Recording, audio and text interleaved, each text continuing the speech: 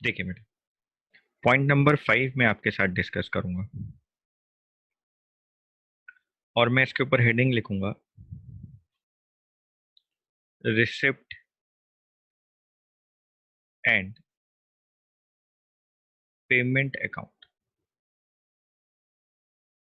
ठीक है सर, मैंने यहाँ पर हेडिंग लिखी रिसिप्ट एंड पेमेंट अकाउंट। ठीक है सर। बेटे, मैं ना रिसिप्ट एंड पेमेंट अकाउंट के बारे में बात करने से पहले एक छोटी सी बात आपके साथ करना चाहता हूँ। बेटे आप ऐसे देखो,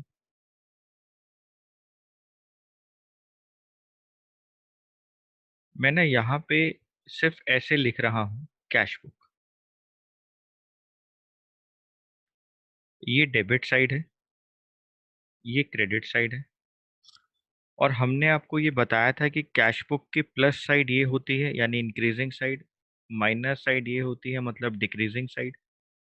यहाँ पर कैश का ओपनिंग बैलेंस आता है, एसेट्स के ओपनिंग बैलेंस डेबिट होते हैं इसलिए वो डेबिट साइड आता था। और हमने आपको ये बताया था बेटा कि कैश का क्लोजिंग बैलेंस क्रेडिट साइड आता है। हाँ सर, आपने हमें यही बताया था। बेटे उसके बाद हमने आपको ये बताया था कि आपके पास जो भी कैश इनफ्लो होता है, जो भी कैश इनफ्लो होता है मतलब आपके पास जो चीज़ कैश में रिसीव होती है, चाहे वो रिवेन्यू नेचर में हो या वो कैपिटल नेचर में हो, चाहे वो रिवेन्यू रिसिप्ट्स हो या वो कैपिटल रिसिप्ट्स हो। अभी मैं इसकी भी चर्चा कर लूंगा, रिवेन्यू और कैपिटल दोनों की। लेकिन अभी हमें बस ये याद रखना है कि जो भी कैश इनफ्लो यहाँ पर आया, जो भी पैसा मेरे को मिला, इंटरेस्ट रिसीव्ड, रेंट रिसीव्ड, जो भी चीज़ मेरे को मिल रही है कैश में, वो हम डेबिट कर लिया करते थे। हाँ सर, बिल्कुल सही कह रहे हैं, हम डेबिट किया करते थे। बेटे ऐसे ही हमने आपको सिखाया था कि जो भी आपके पास से कैश आउटफ्लो होगा, चाहे वो किसी भी नेचर का हो, चाहे वो रिवेन्यू नेचर में हो, चाहे वो कैपिटल नेचर में हो, यानी सर चाहे वो रिवेन्यू एक्सपेंडिचर हो, चाहे वो कैपिटल एक्सपेंडिचर हो, हम उसको क्रेडिट साइड लिख दिया करते थे। हाँ बेटा, हम बस इतना सा सोचते थे कि पैसा आया या गया। अगर पैसा आया, अगर पैसा आया तो हमने उसको डेबिट लिख दिया। अगर आपके पास से पैसा गया तो आपने उसको क्रेडिट लिख दिया। हाँ सर, हम ऐसे ही करते थे। बेटे फिर आप डेबिट साइड का टोटल कर लिया करते थे और ये बैलेंस आप बैलेंसिंग फिगर में निकाल दिया करते थे। जो क्लोजिंग बैलेंस था वो बैलेंसिंग फिगर में कैश का क्लोजिंग बैलेंस आ जाया करता था। हाँ सर, हम यही करते थे। बेटे अगर मैं आपको सिर्फ इतनी सी बात कह दूं, मैं आपको सिर्फ इतनी सी बात कह दूं कि आप लोग ये वर्ड कैश बुक यहाँ से हटा दो, ये वर्ड जो कैश बुक लिखा है आप इस वर्ड कैश बुक को यहाँ से हटा दो और बेटे आप ना इसके ऊपर रिसिप्ट एंड पेमेंट अकाउंट लिख लो, तो बस आपका रिसिप्ट एंड पेमेंट अकाउंट बन गया। अरे सर, बस यही करना है? हाँ बेटा, मैंने बस आपको ये कहा कि आप यहाँ से ये कैश बुक वर्ड हटा दो और उसकी जगह रिसिप्ट एंड पेमेंट अकाउंट लिख लो। यानी सर बिल्कुल कैश बुक की तरह कैश का ओपनिंग बैलेंस यहाँ लिख दें। सर अगर बैंक का भी ओपनिंग बैलेंस दे रखा हो बेटा, डेबिट साइड ही आएगा। हम पढ़ चुके हैं कैश और बैंक दोनों डेबिट साइड आएंगे जो बैलेंस दिया हुआ है। और सर जितनी भी कैश इनफ्लो हमारे पास हो रही है, जो भी कैश इनफ्लो हमारे पास हो रहा है, वो सब हम डेबिट करते जाएं। और जो भी हमारे पास से कैश की पेमेंट हो रही है, कैश आउटफ्लो हो रहा है, जो हमारे पास से पैसा जा रहा है, वो हम क्रेडिट करते जाएं। और सर हम डेबिट साइड को टोटल करके क्रेडिट साइड को माइनस करें और कैश का क्लोजिंग बैलेंस हम बैलेंसिंग फिगर में कैलकुलेट कर लें। हाँ बेटा, मैं आपसे सिर्फ इतना ही कहना चाह रहा हूँ। अच्छा सर, ये तो बहुत आसान है। ठीक है बेटे, अगर आसान है तो आप इसके बारे में थोड़ी सी बातें लिखेंगे। ठीक है sir. Point number 1, it is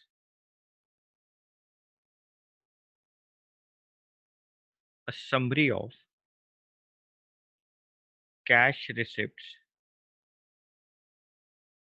and cash payments. Point number two, it is prepared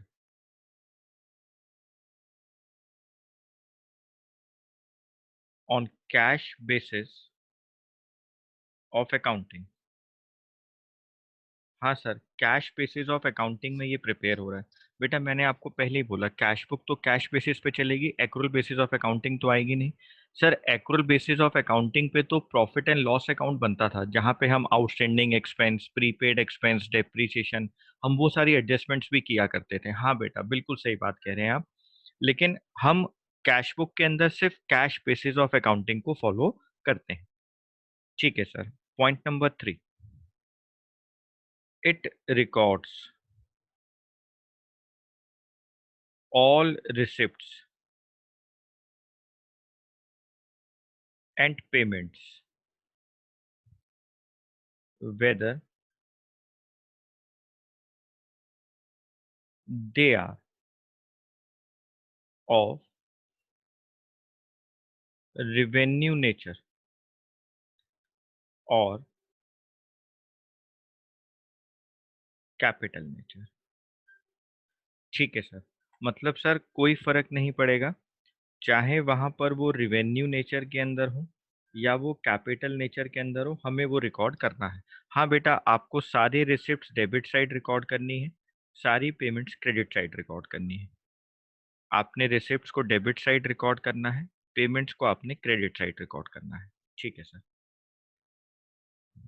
point number four, it records all cash and bank transactions irrespective irrespective of the year. हमें कोई फर्क नहीं पड़ेगा वो कौन से ईयर से बिलोंग कर रहा है, हमें कोई फर्क नहीं पड़ेगा कि वो कौन से ईयर से बिलोंग कर रहा है। बस हमें ये देखना है कि कैश आ रहा है या जा रहा है, चाहे वो हमारे करंट ईयर से बिलोंग कर रहा हो, चाहे प्रीवियस ईयर से बिलोंग कर रहा हो, चाहे आगे आने वाले फ्यूचर ईयर से बिलोंग कर रहा हो, हमें इररिस्पेक्टिव ऑफ द ईयर उसको रिकॉर्ड करना है। सर जैसे बेटा इधर देखो, मान लो ये हमारा करंट ईयर है 2020, मान लो ये हमारा प्रीवियस ईयर है 2019, मान लो बेटा ये हमारा फ्यूचर ईयर है 2021। करंट ईयर में मेरे को एक अमाउंट रिसीव हुआ, मेरे को एक अमाउंट रिसीव्ड हुआ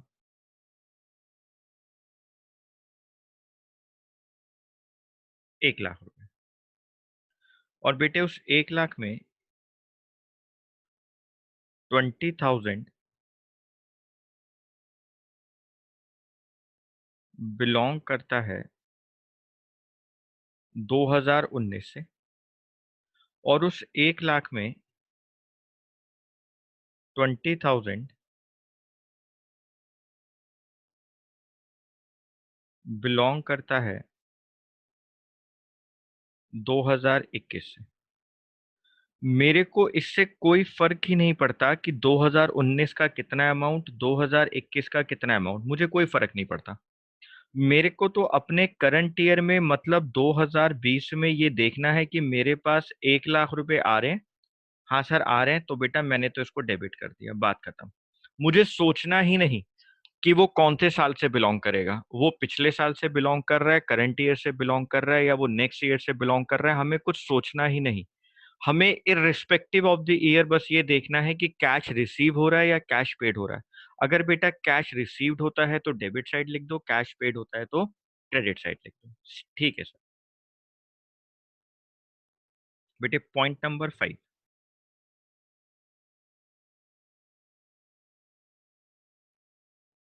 it is maintained on cash basis of accounting. ठीक है sir. Point number 6. The purpose is to show amount received and paid under different heads during the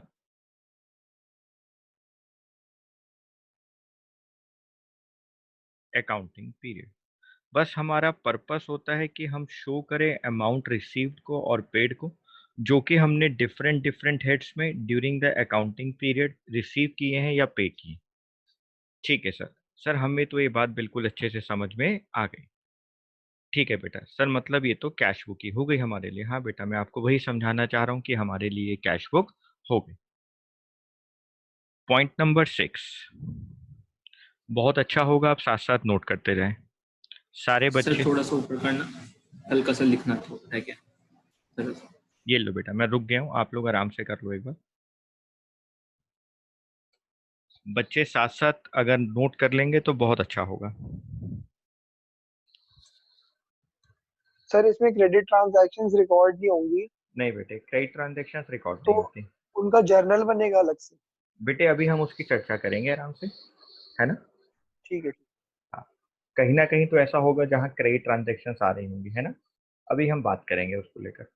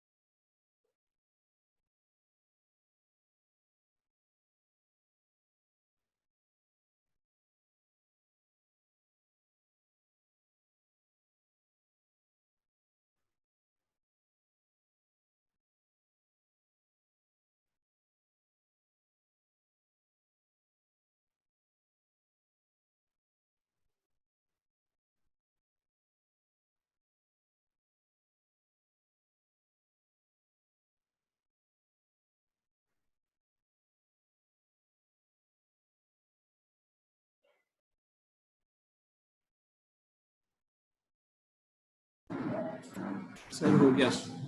हाँ बेटा।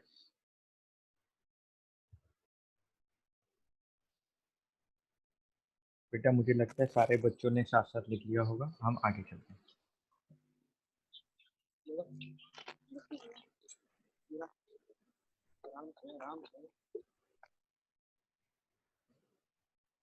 नेक्स्ट है हमारे पास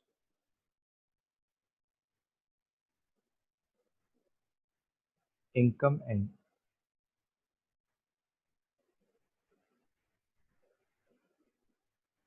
expenditure.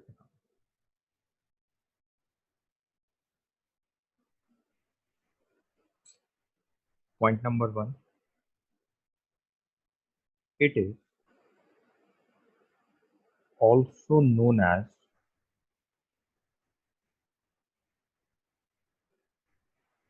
profit and loss account. Point number 2, it records revenue nature items. ये वो important point है जिसपे मैं अभी आप लोगों से बहुत बात करने वाला हूँ।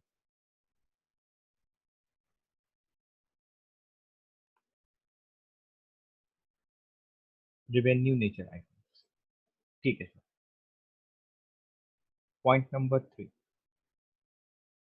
Non cash expenses such as depreciation are accounted।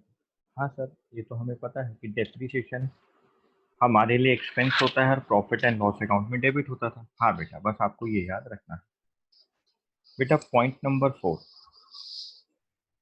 अगर मैं आपसे बात करूं कैपिटल एक्सपेंडिचर की कि कैपिटल एक्सपेंडिचर क्या होते हैं, तो बेटे कैपिटल एक्सपेंडिचर वो एक्सपेंडिचर होते हैं जिनका बेनिफिट हम लोगों को वन अकाउंटिंग पीरियड से एक्सटेंड होकर मिलता है, एक से ज्यादा सालों तक मिलता है। हमें फ्यूचर में उसका बेनिफिट मिलता रहता है। जैसे मैं एग्जांपल देता हूँ आपको, purchase of land, purchase of building. ऐसा नहीं है कि आज हम कोई लैंड परचेज करें तो विद इन 1 ईयर उससे मिलने वाला बेनिफिट एग्जॉस्ट हो जाएगा। उसका बेनिफिट तो हमें आगे आने वाले सदियों सदियों फ्यूचर तक मिलता रहेगा।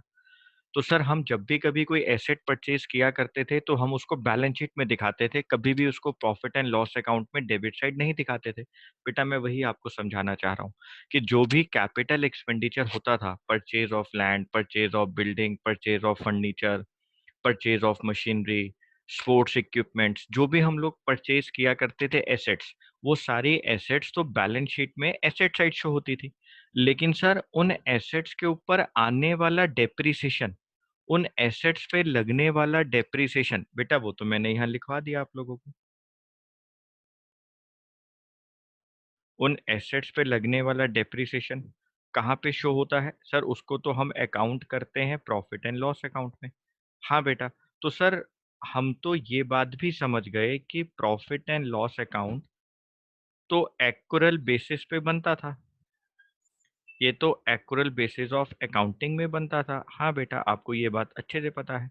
तो सर हम तो प्रॉफिट एंड लॉस अकाउंट में ना outstanding expense, prepaid expense, income, accrued income, income received in advance, sir हम ये तो सारी चीजें जो एडजस्टमेंट्स होती थी ये हम प्रॉफिट एंड लॉस अकाउंट में करके आते थे। जैसे हम लोग आउटस्टैंडिंग एक्सपेंस को एक्सपेंस में प्लस किया करते थे और उस आउटस्टैंडिंग एक्सपेंस के अमाउंट को अपनी लाइबिलिटी में शो किया करते थे क्योंकि वो हमें फ्यूचर में पे करना होता था। हाँ बेटा, वही सारी बातें हैं। तभी मैंने यहाँ पर लिखा है income and expenditure account is also known as profit and loss account. और इनकम एंड एक्सपेंडिचर अकाउंट को हम लोग एक्युरल बेसिस ऑफ अकाउंटिंग के साथ फॉर्म करते हैं। ठीक है सर, हमें ये वाली बात समझ में आई। तो बेटे मैं इसको यहाँ लिखवा भी रहा हूँ, आप ध्यान से देखेंगे। कैपिटल एक्सपेंडिचर जैसे कि purchase of land are not considered because they are shown in the balance sheet. बच्चे साथ साथ लिखेंगे तो ज़्यादा अच्छा होगा। बच्चों मैं आपको बार बार कह रहा हूँ कि आप साथ साथ लिखें तो आपके लिए बहुत अच्छा होगा। कैपिटल इनकम्स और receipts are not considered, are not considered। Sir इसके ऊपर आप चर्चा करेंगे? बेटे मैं इसके ऊपर अभी आपसे चर्चा करता हूँ कि ये कैपिटल इनकम और रिसिप्ट्स क्या होती हैं और हम इसको यहाँ पर क्यों नहीं मानते। बेटे आप मेरी बात को बहुत ध्यान से सुनना, सब लोग बहुत ध्यान से सुनना।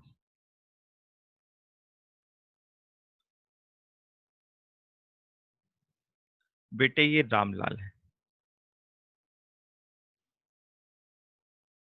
ये रोज मॉर्निंग में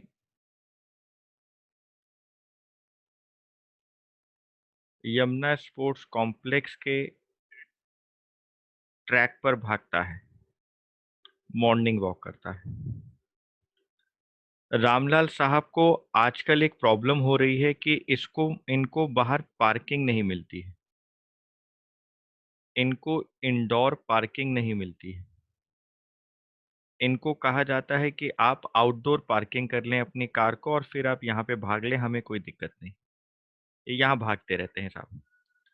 अब साहब रामलाल साहब को लगा कि यार ये इंडोर पार्किंग मिलती नहीं, मेरी कार बाहर खड़ी होती है, गर्मी में गर्म हो जाती है, मैं भाग कर आता हूँ, पसीने में होता हूँ, मैं कार में बैठना चाहता हूँ, कार और ज़्यादा गर्म होती है, मैं तो परेशान हो जाता हूँ। उनको चाहिए कि वहाँ पर इंडोर पार्किंग हो। मान लो आप लोग, मैं आपको कहता हूँ कि रामलाल साहब ने यमुना स्पोर्ट्स कॉम्प्लेक्स के प्रेसिडेंट को कॉल किया, उनसे मिलने की इच्छा जताई। मान लो उनके प्रेसिडेंट है SRK, शाहरुख खान साहब उनके प्रेसिडेंट है SRK। रामलाल साहब SRK से मिलने गए, एक टाइम लिया, एक टाइम निर्धारित करा और उनसे मिलने गए और उनको कहते हैं कि साहब मैं ना आपको 20 लाख रुपए देना चाहता हूं, मैं आपको 20 लाख रुपए देना चाहता हूं आपकी संस्था को, जो यमुना स्पोर्ट्स कॉम्प्लेक्स के नाम पर है, मैं इसको 20 लाख रुपए देना चाहता हूं, लेकिन मैं वो 20 लाख रुपए इस कंडीशन के साथ देना चाहता हूं कि आप लोगों के लिए इंडोर पार्किंग को और ज्यादा बनाएंगे, आप उसकी व्यवस्था करेंगे। क्योंकि मैं आता हूं, मेरी तरह बहुत सारे लोगों को तकलीफ होती है, मैं चाहता हूं सबकी तकलीफ को हटाया जाए। और मैं चाहता हूं कि आप वहां पर जो पैसा मैं आपको दे रहा हूं, जो पैसा मैं डोनेट कर रहा हूं, वो एक स्पेसिफिक कॉज के लिए दे रहा हूं, एक स्पेसिफिक पर्पस के लिए दे रहा हूं। और वो स्पेसिफिक पर्पस है कि साहब आप वहां पर इंडोर पार्किंग बनाएं। यानी सर, रामलाल साहब ने डोनेशन दी स्पेसिफिक पर्पस के लिए, डोनेशंस फॉर स्पेसिफिक पर्पस। हाँ बेटा, यानी सर अब ये जो SRK है, जो प्रेसिडेंट हैं, ये इस पैसे को सिर्फ स्पेसिफिक पर्पस के लिए खर्च कर सकते हैं। ये नहीं सोच सकते कि ये जो 20 लाख रुपए आए हैं, इससे हम लोग पूरे स्पोर्ट्स कॉम्प्लेक्स को वाइट वॉश करवा लें, हम पूरे स्पोर्ट्स कॉम्प्लेक्स में गार्डनिंग को सही करवा लें, स्विमिंग पूल को रिपेयर करवा लें। नहीं साहब, ये ऐसा नहीं सोच सकते, क्योंकि ये डोनेशन ही दी गई स्पेसिफिक पर्पस के लिए है। ये 20 लाख रुपए दिए गए ही स्पेसिफिक पर्पस के लिए है। तो सर, स्पेसिफिक पर्पस के लिए दी गई डोनेशन, बेटा वही तो कैपिटल रिसिप्ट होती है, वही तो कैपिटल इनकम होती है। तो सर, जब तक हम वहां पर इंडोर स्टेडियम नहीं बना देंगे, इंडोर पार्किंग नहीं बना देंगे, इस पैसे का क्या करेंगे? बेटा अपने पास रखेंगे। सर हम खर्च कर सकते हैं? नहीं बेटा नहीं। आप क्यों खर्च करोगे? इस पैसे पे तो कंडीशन लगी है, इस पैसे पे तो लिखा है कि ये पैसा इंडोर पार्किंग बनाने के लिए यूज किया जाएगा। तो सर, फिर तो जब तक ये खर्च नहीं होगा, आपके लिए लाइबिलिटी बन गई। हाँ बेटा, मेरे लिए लाइबिलिटी बन गई ना। ये पैसा मैंने अपनी लाइबिलिटी साइड में उठा के रख दिया, donation for indoor parking, 20 lakh रुपए। अब जिस साल, जिस महीने, जिस दिन मैं इस पार्किंग की व्यवस्था को शुरू करूंगा, पार्किंग को बनाना शुरू करूंगा, वहां से पैसा निकालूंगा और खर्च करना शुरू कर दूंगा। तो सर, अगर किसी भी स्पेसिफिक पर्पस के लिए डोनेशन दी जाती हैं, तो वो उस संस्था के लिए लाइबिलिटी बन जाती है। हाँ बेटा, आप ध्यान से सुनो, आप बहुत ध्यान से सुनना। मान लो साहब, मैं किसी मंदिर में गया और मैंने कहा कि साहब मैंने ना ऐसे सोचा था कि जब मेरा ये काम हो जाएगा तो मैं यहाँ पर जो है ना, मंदिर के जो छत है उसके ऊपर मैं पूरा वाइट रूफ करवा दूंगा साहब, मैं ऊपर से आपके यहाँ रूफ डलवा दूंगा एक अलग से। तो आपके यहाँ पर काम करने वाले लोगों के लिए कोई दिक्कत नहीं होगी साहब, उनको गर्मी लगती है, मैं यहाँ पंखे लगवा दूंगा, मैं यहाँ पर कूलर की व्यवस्था कर दूंगा, मैं 5 AC लगवा दूंगा। मैंने ये सब बातें अपने मन में सोची थी। और मैंने साहब वहां पर जो पैसा देना शुरू करा, मैंने वहां पे लिखना शुरू करा। मैंने कहा साहब ये 1 लाख रुपए AC के लिए, मैं कहा ये 50,000 रुपए पंखों के लिए, मैंने कहा ये 20,000 रुपए आपके यहाँ पर जो दरिया बिछती हैं उसके लिए। लेकिन सर, आप जो कंडीशन लगाते जा रहे हो ना, तो वो कंडीशन से वो सिर्फ वर्ड डोनेशन नहीं रह गया, वो वर्ड हो गया स्पेसिफिक डोनेशन, यानी डोनेशन फॉर स्पेसिफिक पर्पस। तो सर, जब तक वो मंदिर के ट्रस्टी उस पैसे को खर्च नहीं करते उस स्पेसिफिक पर्पस के लिए, तो उन ट्रस्टीज के लिए, मैनेजिंग कमेटी के लिए, वो पैसा उनकी लाइबिलिटी बन गया कि सर जब वो खर्च करेंगे तो वहां से निकालेंगे और उसी स्पेसिफिक पर्पस के लिए खर्चा किया जाएगा। हाँ बेटा, तो जो कैपिटल रिसिप्ट्स हैं या कैपिटल इनकम है, ये जो इनकम्स और रिसिप्ट्स दी गई हैं, बेटा ये आप कंसीडर्ड नहीं करेंगे प्रॉफिट एंड लॉस अकाउंट में, ये आपके लिए लाइबिलिटीज बनेंगी। और सर, एसेट्स को खरीदा जाएगा तो वो क्या बनेगा? बेटे एसेट्स को खरीदना हमारे बैलेंस शीट में एसेट साइड आएगा, क्योंकि वो कैपिटल एक्सपेंडिचर होता है। ठीक है सर। तो सर, सर, हाँ बेटा। अगर वो पैसे स्पेसिफिक रीजन में खर्च करने के बाद थोड़े से बच जाए तो उसको किसी और बेटे चीज में खर्च कर सकते हैं? नहीं बेटे, वो लाइबिलिटी में ही पड़ा रहेगा। ठीक बाद है सर। है ना, बाद में उसकी रिपेयरिंग वगैरह करानी होगी तो देखेंगे, लेकिन वो लाइबिलिटीज में ही रहेगा। पॉइंट नंबर 7, अगर मैं यहाँ पे लिखता हूँ कैपिटल एक्सपेंडिचर, और बेटे मैं यहाँ पे लिखता हूँ capital receipts,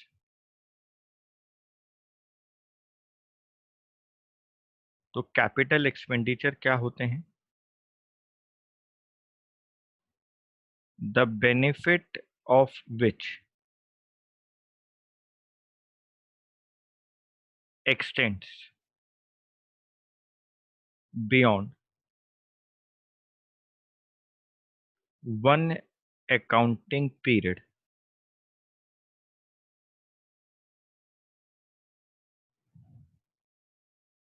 For example,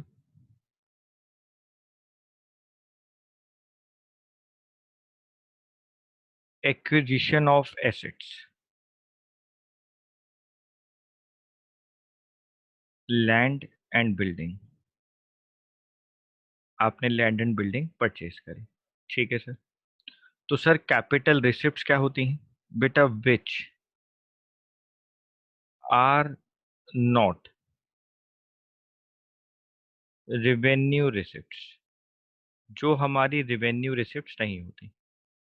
for example बेटे, जो मैं यहाँ एग्जाम्पल लिख रहा हूँ मैं उसके ऊपर आपसे नेक्स्ट क्लास में पूरी पूरी चर्चा करूंगा। आप अभी मुझे उसके लिए बीच में नहीं टोकेंगे, ठीक है सर? बस आप उसको लिख लें, life membership, life membership fees.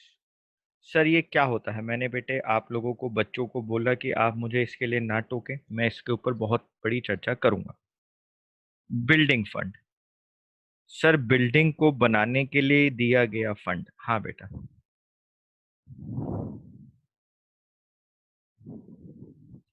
ठीक है सर।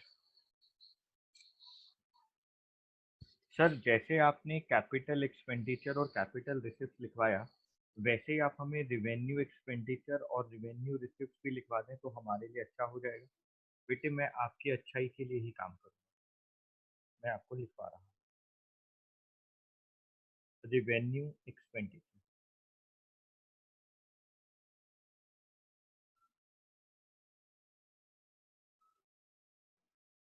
रिवेन्यू रिसिप्ट, अगर किसी बच्चे का ऊपर वाला पॉइंट रह गया तो मैं एक बार ऊपर आ जाता हूँ, आप नोट करिए। बेटे समय का अभाव है हमारे पास, 10 मिनट रह गए, आप जल्दी से नोट करें क्योंकि मेरे को 2 बातें और बतानी है आज की क्लास की। और आप लोगों से मेरी बस रिक्वेस्ट ये है कि आप इन कॉन्सेप्ट वाले रजिस्टर को प्लीज़ अलग से रखें, इसको क्वेश्चंस के साथ ना मैच करें। आप कॉन्सेप्ट प्लीज़ सारे अलग बनाएं, एक अलग से रजिस्टर लगाएं, आप वहां पर इन सब चीज़ों को लिखें जिससे कि आप बार बार इसको रिवाइज करें। एग्जाम में आपके लिए कॉन्सेप्ट काम आएंगे बेटा, क्वेश्चंस काम नहीं आएंगे। क्वेश्चन सिर्फ प्रैक्टिस है। सर हाँ ये बेटा, 7th पॉइंट की हेडिंग क्या है सर? हेडिंग क्या है इस पॉइंट की? बेटे इसके आगे आप लिख दो capital expenditure and capital receipts,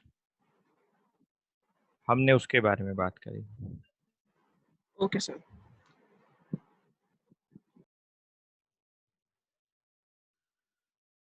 revenue expenditure की बात करते हैं। Revenue expenditure is that expenditure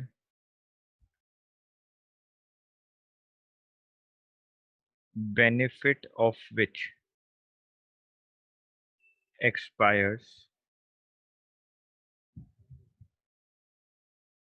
within the accounting period। जो 1 साल का अकाउंटिंग पीरियड है उसमें उसका बेनिफिट खत्म हो जाएगा। For example salaries to staff, rent, insurance, sports material used, sports material used. बेटे मैंने यहाँ वर्ड यूज्ड लिखा है, हम उसके बारे में बात करेंगे। revenue receipts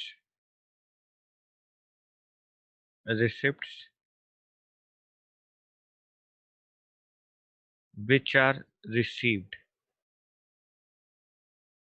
as an income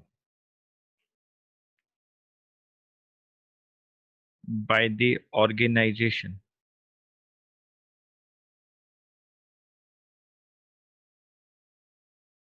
in carrying out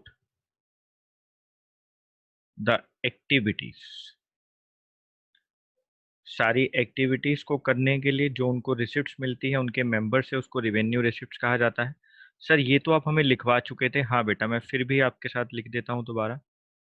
entrance fees, मैंने कहा था मैं इस पे बहुत आराम से आप लोगों के साथ चर्चा करूंगा नेक्स्ट क्लास में। General donations, rent received,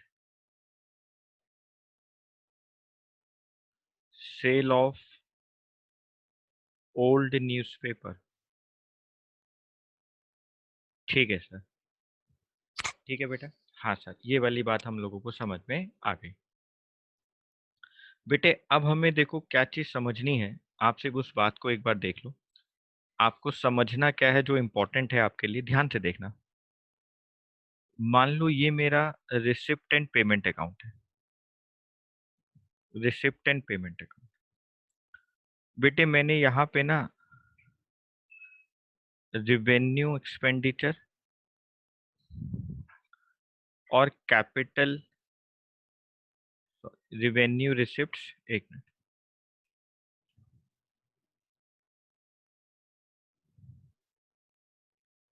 revenue receipts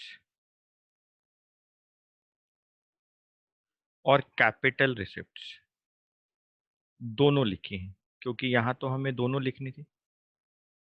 यहाँ पे मैंने रिवेन्यू एक्सपेंडिचर और कैपिटल एक्सपेंडिचर दोनों लिखे हैं, क्योंकि यहाँ तो मेरे को देखना है कि कैश इनफ्लो और आउटफ्लो क्या हो रहा है। बेटा इसी के नीचे जब हम लोग इनकम एंड एक्सपेंडिचर अकाउंट बनाएंगे, यानी प्रॉफिट एंड लॉस अकाउंट बनाएंगे, तो आपने याद बस ये रखना है, देखो बच्चे यहाँ ये गलती ना करें, बस जो रिवेन्यू एक्सपेंडिचर होता है वो यहाँ पे यहाँ आ जाएगा debit side, revenue expenditure. Sir ये कहाँ जाएगा? बेटा ये मेरी एसेट्स में जाएगा। ठीक है सर, जैसे कि purchase of land, purchase of building. ठीक है सर, रिवेन्यू रिसिप्ट्स यहाँ आ जाएंगी, एंट्रेंस फीस, डोनेशंस जनरल वाली, sale of old newspaper. Sir ये तो अभी आप एग्जांपल लिखवा के लाए, ये रही बेटा, rent received, sale of old newspaper. ठीक है सर। सर ये जो कैपिटल रिसिप्ट्स हैं जो अभी हमसे आप बात कर रहे थे, लाइफ मेंबरशिप फीस जो आप बात बोल रहे थे, बेटे मैंने अभी तो आपको समझाया स्पेसिफिक डोनेशन वगैरह कहाँ जाती है हमारे पास, लाइबिलिटीज। बस ये इस चैप्टर का मेन पॉइंट है जिसको समझाने के लिए मैंने आज आपके साथ इतनी चर्चा करी। अगर आपको ये समझ में आ गया तो आपका चैप्टर 100% कंप्लीट हो गया बेटा, कहीं कोई दिक्कत नहीं आएगी, इस बात की मेरी श्योरिटी है। बस आपको ये याद रखना है, ये मेरी मेहनत है जो मैंने आपको समझाई कि साहब ये रिवेन्यू एक्सपेंडिचर और कैपिटल एक्सपेंडिचर दोनों दिए जाएंगे। यहाँ पे बेटा आपको रिवेन्यू रिसिप्ट और कैपिटल रिसिप्ट दोनों दी जाएंगी।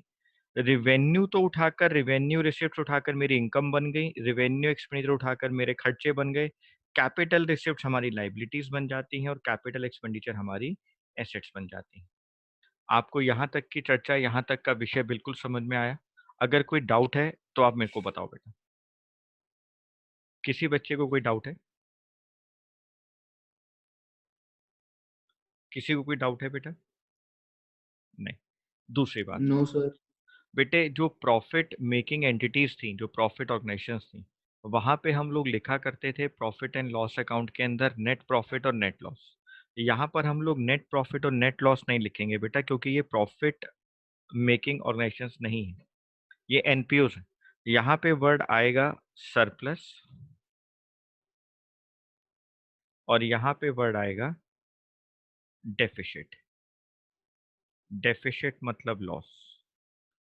ठीक है सर। सर ये सरप्लस और डेफिशिट में से कोई एक ही चीज होगी? हाँ बेटा, प्रॉफिट या लॉस में से कोई एक ही चीज होती है। ये बैलेंसिंग फिगर में निकलेंगी, या तो डेफिशिट निकलेगा या फिर सरप्लस निकलेगा। ठीक है सर। तो सर हमें ये बात याद रख लेनी है कि इनकम एंड एक्सपेंडिचर अकाउंट के अंदर सरप्लस और डेफिशिट आता है, नेट प्रॉफिट या नेट लॉस नहीं आते। हाँ बेटा, आपको ये बात याद कर लेनी है। आज वाली क्लास में किसी भी बच्चे को कोई प्रॉब्लम नहीं है। बच्चों ने सारी बातें साथ-साथ नोट करी। मुझे पूरा विश्वास है कि आप लोगों ने अपने रजिस्टर्स को अलग-अलग मेंटेन किया होगा। आप इन सारी चीज़ों को लिखते जाएँगे। आप अपने कॉन्सेप्ट्स को अलग लिखेंगे बेटा, गुडविल वाला चैप्टर हो वहाँ भी कॉन्सेप्ट्स आप अलग लिखेंगे सारे। फंडामेंटल्स के कॉन्सेप्ट भी आप अलग लिखें और एनपीयू के कॉन्सेप्ट्स भी आप अलग लिखें। कॉन्सेप्ट आप अलग लिखें, क्वेश्चंस आप अलग करें टीएस ग्रेवाल के। ठीक है बेटा? ठीक है सर, हमने यहाँ तक कर लिया। बेटे अब मैं आपको 2 दिन का टाइम दे रहा हूँ, क्योंकि ट्यूसडे को मेरे को गुडविल वाला चैप्टर पूरा कराना है, 10 क्वेश्चन वहाँ रह गए थे। मैं आपको 2 दिन का टाइम दे रहा हूँ, मंडे और ट्यूसडे आपको जो मैंने आज लिखवाया, आप प्लीज़ इन सारी बातों को अच्छे से पढ़ो, इनको अच्छे से याद करो, जो मैंने यहाँ लिखवाया। उसके बाद हम लोग इसके आगे की चर्चा गुडविल वाला चैप्टर वहाँ खत्म होगा और उसके बाद हम लोग शुरू कर देंगे। हम एक क्लास में एनपीओ करेंगे और एक क्लास में फंडामेंटल करेंगे और दोनों चैप्टर साथ-साथ खत्म हो जाएँगे। एनपीओ वाला चैप्टर स्पेसिफिकली हम लोगों ने डीएवी वाले स्टूडेंट्स के लिए शुरू किया था और मुझे लगता है आज वही बच्चे शायद एब्सेंट हैं। चलो कोई नहीं, हम लोग स्टार्ट कर रहे हैं, आप लोग इसको देखेंगे। ठीक है बेटा? धन्यवाद।